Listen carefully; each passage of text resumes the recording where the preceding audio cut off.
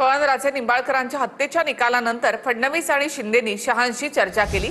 निकालाविरोधामध्ये CBI हायकोर्टामध्ये जाणार असून या संदर्भात शहांनी निर्देश दिल्याची माहिती उपमुख्यमंत्री शिंदेंनी दिली। कोर्टाचा निकाल दुर्दैवी असून हायकोर्टामध्ये न्याय मिळेल असा विश्वासही शिंदेंनी व्यक्त केला आहे। वडिलांच्या हत्येचा निकाल ओमराजेंच्या विरोधात लागल्यानंतर मुख्यमंत्री फडणवीस आणि उपमुख्यमंत्री एकनाथ शिंदेंनी अमित शहांसोबत चर्चा केली आहे। अमित शहांनी सीबीआयला निकालाविरोधात हायकोर्टात अपील करण्यास सांगितले।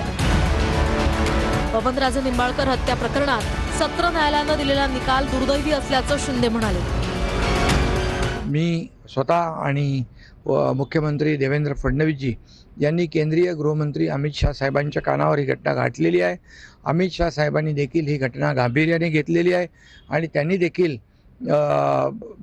ही केस सीबीआयला हायकोर्टामध्ये अपिलात जाण्याचा निर्देश या ठिकाणी दिलेले आहेत। दुर्दैवाने आज त्या आरोपींना निर्दोष सोडलेला आहे।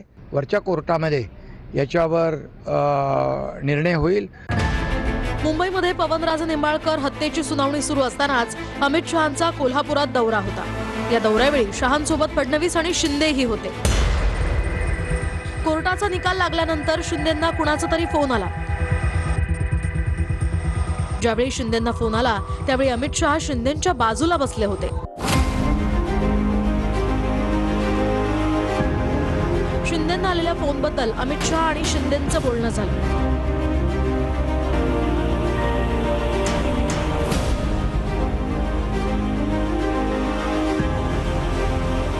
त्यानंतर शिंदे स्टेजवरून बाजूला जात फोनवर बोलले।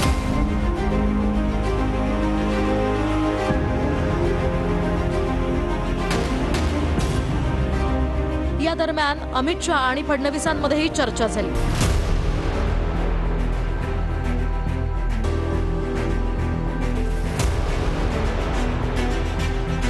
निकाल लागल्यानंतर ओमराजे तातडीने पुण्याकडे रवाना झाले।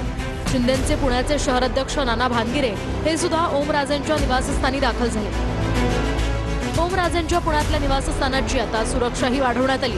त्यासाठी आलो ते आम्ही आता समर्थन जो काय निकाल लागला त्याच्यासाठी समर्थन देण्यासाठी आलो आता त्यांना। तुम्ही समर्थन दिलंय दिसतच होतं, पण पुण्यात पहिल्यांदा बॅनर लागले ऑपरेशन टायगरचे, काय सक्सेस झाले सक्सेस झाले का?